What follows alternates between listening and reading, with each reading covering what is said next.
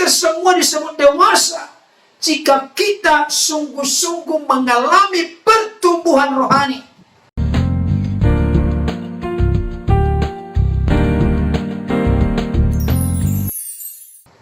Shalom. Salam sejahtera dalam kasih Tuhan kita Yesus Kristus. Jumpa kembali dengan saya, dan pada kesempatan ini saya akan membawakan kebenaran firman Tuhan yang mana saya percaya dan berdoa dengan sungguh-sungguh kepada Tuhan supaya Tuhan memakai kebenaran firman Tuhan ini semakin meneguhkan, menguatkan, bahkan mencerahkan kita semua, sehingga kita tetap tangguh dan kuat, tetap berjalan di dalam rel kebenaran firman Tuhan dalam menjalani kehidupan yang diperhadapkan dengan tantangan, pergumulan, kesulitan, dan persoalan hidup.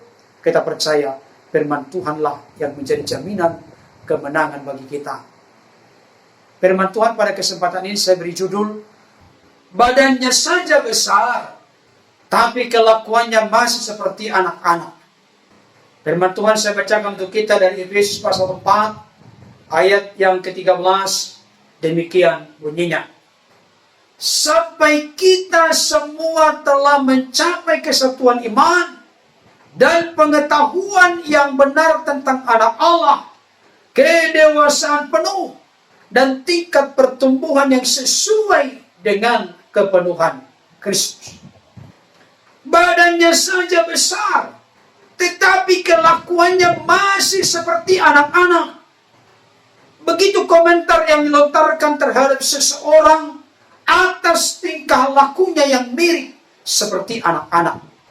Padahal umurnya sudah tergolong dewasa, termasuk juga tinggi badannya. Tetapi sikap yang ditunjukkannya tidak mencerminkan layaknya orang dewasa. Pertanyaannya, apakah kita sudah dewasa? Sekali lagi, apakah kita sudah dewasa? Ukuran bahwa kita sudah dewasa di dalam Tuhan bukanlah sudah berapa lama kita menjadi Kristen, dan bukan juga sebagai apa kita sekarang di dalam pelayanan. Saudara dan saya, kita semua disebut dewasa jika kita sungguh-sungguh mengalami pertumbuhan rohani. Memang Bapak Ibu Saudara yang dikasihi Tuhan, jika kita mau dewasa di dalam Tuhan, kita harus memiliki kerinduan untuk terus bertumbuh. Mazmur pasal 1 ayat 3 mengatakan dengan sangat tegas, ia seperti pohon yang ditanam di tepi aliran air, yang menghasilkan buahnya pada musimnya, dan yang tidak layu daunnya, apa saja yang diperbuatnya berhasil. Seperti pohon yang mau bertumbuh, haruslah ditanam di tepi aliran air. Tidak akan kekeringan.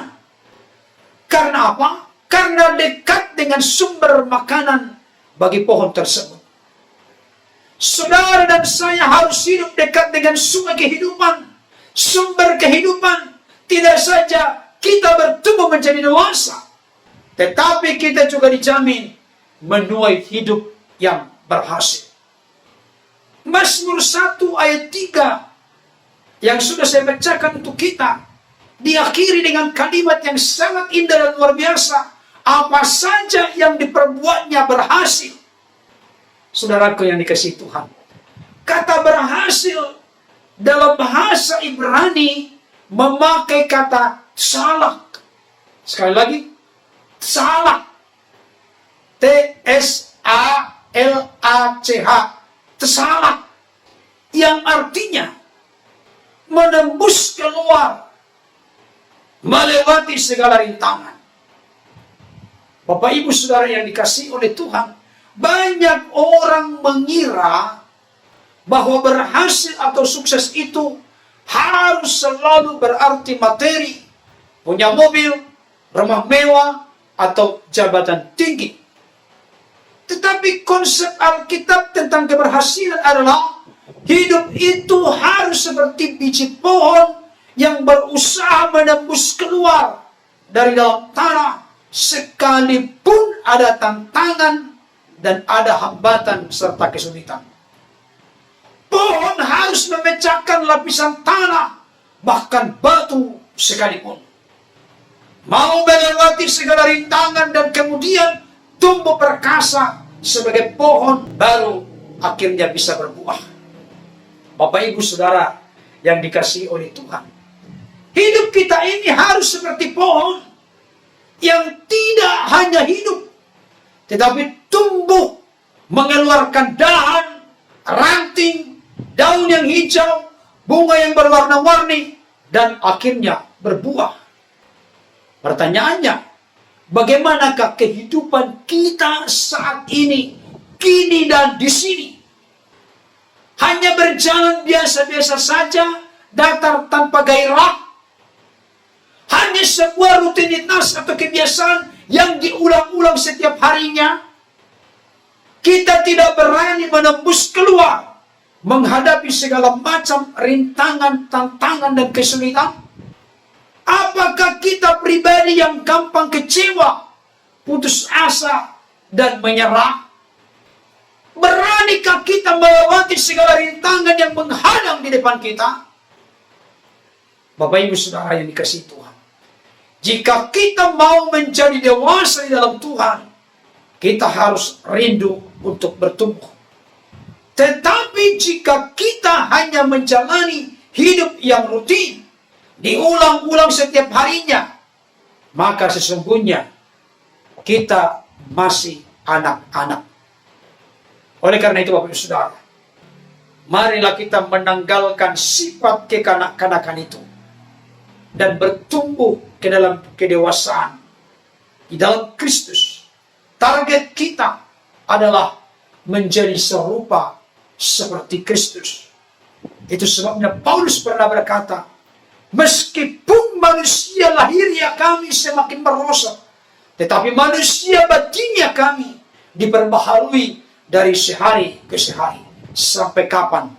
Sampai kemuliaan Kristus yang ditunjukkan lewat karakter kita yang kudus dan mempermuliakan Tuhan, serta menjadi berkat bagi sesama, jelas dan begitu nyata terlihat di dalam kehidupan kita.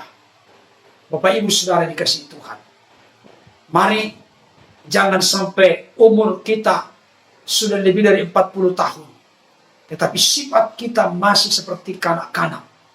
Itu bukanlah hal yang Tuhan kehendaki dalam hidup kita.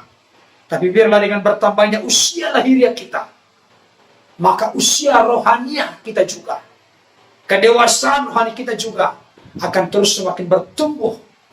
Dan percayalah, hanya orang-orang yang bertumbuh dengan sehat, bertumbuh dengan baik, bertumbuh dengan dinamis, bertumbuh semakin dewasa di dalam Tuhan, orang itulah yang tidak akan ikut arus dunia ini. Dan orang tersebutlah orang yang akan hidup dalam kemenangan bersama Tuhan dan di dalam kekuatan kuasa Tuhan. Bapak Ibu Saudara yang dikasihi oleh Tuhan, dimanapun berada yang menyaksikan dan mendengarkan firman Tuhan ini, mari kita buka hati dan pikiran kita. Kita terima firman Tuhan dengan hati yang lapar dan haus.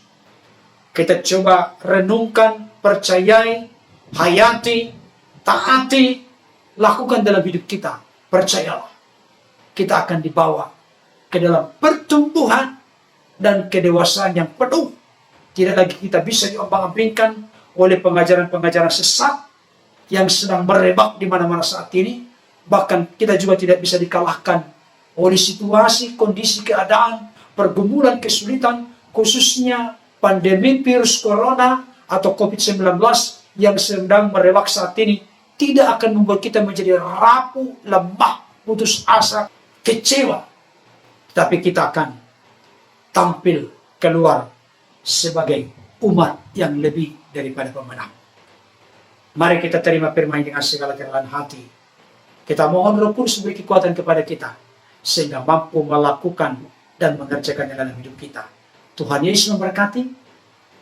Amin.